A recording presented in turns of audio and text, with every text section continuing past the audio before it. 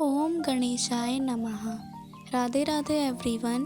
मैं आज इस वीडियो में गणपति स्थापना की बहुत ही सरल विधि बताऊंगी। गणपति जी की स्थापना 27 तारीख को 1 बजे से पहले करनी है। 1 बजे से पहले का ही शुभ मुहूर्त है। उससे पहले पहले आप स्थापना कर लें गणेश जी की। हमें एक चौकी ले लेनी है, उस पर एक लाल वस्त्र बिछा लेना है और फिर अक्षत से हमें उस पर स्वास्तिक बना लेना है। इस पूजा में कलश स्थापना ज़रूर की जाती है और इस स्वास्तिक पर हम गणेश जी को विराजमान करेंगे जो हम लेकर आए हैं। आप ये ध्यान रखिए कि गणेश जी की मूर्ति में मूषकराज ज़रूर हों, क्योंकि मूषकराज गणेश जी की सवारी थे, तो उनका भी पूजा में होना ज़रूरी है। फिर हम अष्टदल कमल बना लेंगे जिस पर हम कलश की स्थापना करेंगे। एक कलश को हम कंठ तक भर लेंगे और उस पर स्वास्तिक बना लेंगे। आप स्वास्तिक की जगह ओम या कोई भी शुभ चिन्ह बना सकते हैं। फिर उसके बाद हम उसमें 5 चीज़ें डालेंगे: चावल, हल्दी की गांठ, सिक्का, सुपारी और दूब घास। फिर हम उस पर उन्हें नारियल को भी हम स्थान देंगे। कलश स्थापना के बाद आपको गणेश जी ले लेने हैं, जो भी आपकी पूजा में आप जो रोज़ पूजा करते हैं वो। और इस पूजा में रिद्धि सिद्धि को भी आमंत्रित किया जाता है, क्योंकि ये गणेश जी की पत्नियां थीं। फिर हम गणेश जी को विराजमान करेंगे जो हम उन्हें लेकर आए थे। आप अपनी इच्छा से गणेश जी की मूर्ति ले सकते हैं कि आपको कितनी छोटी या कितनी बड़ी लेनी है।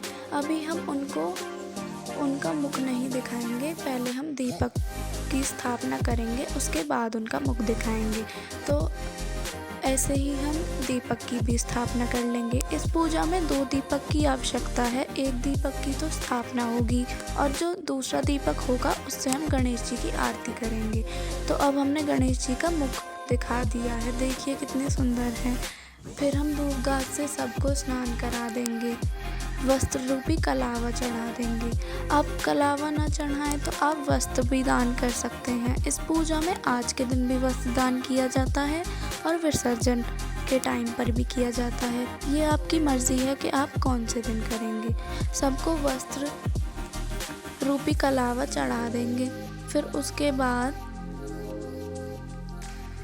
हम गणेश जी को जनेऊ चढ़ा देने चाहिए, और जिसके पास जनेऊ ना हो वो कलावे से भी बनाकर उनको चढ़ा सकते हैं। आप माला चढ़ा सकते हैं। और इस पूजा में गणेश जी को सिंदूर से ही टीका किया जाता है। आप चंदन से भी कर सकते हैं, मगर सिंदूर से करना ज़्यादा अच्छा रहता है। हमने सबका टीका कर दिया है सिंदूर से, नारियल का भी, गणेश जी का भी, रिद्धि सिद्धि का भी। फिर उसके बाद हम गुड़हल का फूल चढ़ा देंगे। गुड़हल का फूल बहुत अच्छा माना जाता है। कहते हैं कि ये फूल गणेश जी का प्रिय होता है। अगर आपके पास गुड़हल का फूल ना हो तो आप कोई भी फूल चढ़ा सकते हैं। सबको फूल चढ़ा देंगे। फिर हम एक पान का पत्ता और उसमें सुपारी और कुछ मीठा रखकर गणेश जी को चढ़ाएंगे। आप मीठे में कुछ भी रख सकते हैं। फिर हम एक आधा कटा हुआ गोला और उसमें गुड़ उसे चढ़ा देंगे। फिर हम जो भी फल आपके पास हो आप वो चढ़ा सकते हैं। फिर हम सबको दूर्वा चढ़ा देंगे। दूर्वा इस पूजा में बहुत वो मानी गई, मतलब ज़रूरी है दूर्वा चढ़ानी, क्योंकि बिना दूर्वा के ये पूजा पूर्ण नहीं होगी।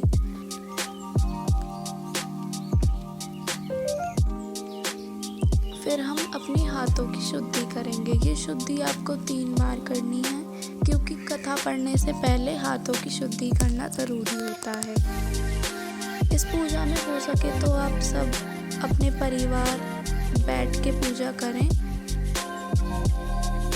फिर हम हाथों में पुष्प और अक्षत लेकर कथा पढ़ेंगे।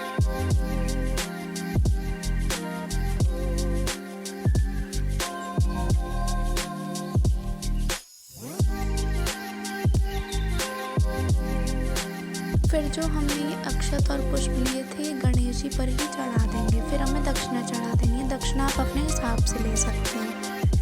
फिर हम दोनों दीपक प्रज्वलित कर लेंगे, जो स्थापना की थी वो वाला भी, और ये एक आरती के लिए। आज के दिन आरती करने से घर में शांति बनी रहती है और धन धान्य भी बहुत आता है घर में। अच्छे से आरती करेंगे गणेश जी की रिद्धि सिद्धि की, और ये आरती आपको रोज करनी है दोनों टाइम। फिर हम मोदक का भोग लगा देंगे। मोदक बहुत प्रिय होते हैं गणपति जी को, तो आप मोदक का भोग अवश्य लगाएं। फिर हम मेवा का भोग लगा देंगे और फिर हम गणेश जी से प्रार्थना करेंगे कि जो भी हमसे भूल हुई हो वो माफ़ करें। तो आज की इस वीडियो में यही था। मिलते हैं अगले वीडियो में। Thanks for watching. Like and subscribe my channel.